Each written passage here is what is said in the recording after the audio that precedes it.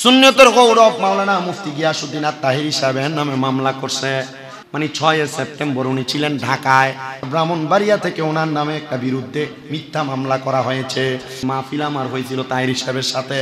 উনি আমার নামে 12টা মামলা রেডি করছে। আমি ওনাকে জিগাইলাম, আপনি রেডি আছেন? ও রেডি বেটা।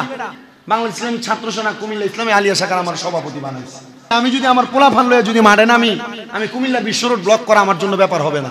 সোনার বাংলাদেশের মধ্যে এখন মানুষ চলাফেরা করতেছে, কিন্তু স্বাভাবিকভাবে 5 আগস্টের পরে মামলার ব্যবসা চলতেছে, চলে না?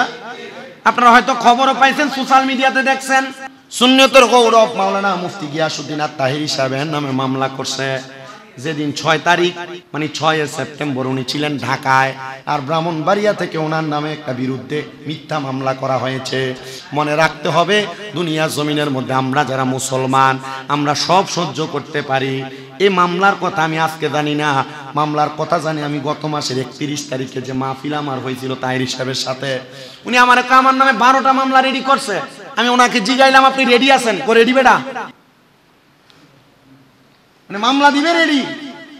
তো কি মামলা? মিথ্যা মামলা দিয়ে আপনি মানুষকে হয়রানি করবেন। আল্লাহ আপনাকে ভালো রাখবে, আপনাকে ঠিক রাখবে আপনি মনে করতেছেন?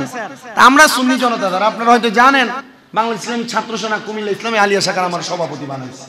আলহামদুলিল্লাহ, আমি যদি আমার পোলা ফান লয়ে যদি মাঠে নামি, আমি কুমিল্লা বিশ্ব রোড ব্লক করা আমার জন্য ব্যাপার হবে না।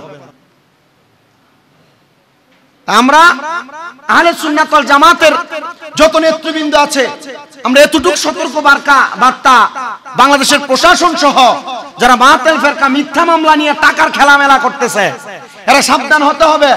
যদি সুন্নিয়ত এবং আহলে সুন্নাত ওয়াল জামাতের কোন উলামায়ে কেরামের উপরে মিথ্যা মামলার মাধ্যমে তারা ফাঁসানোর চেষ্টা করা হয়, আল্লাহর কসম করে বলি, বাংলাদেশের সুন্নি জনতা কেউ ঘরে বসে থাকবে না। সুন্নিয়তের ইজ্জত, আল্লাহর রাহমাতুল লিল আলামিন নবীর ওয়ারিসদার উলামায়ে কেরামের ইজ্জত রক্ষার্থে সবাই মাঠে নেমে সুন্নিয়তের ইজ্জত রক্ষা করবে।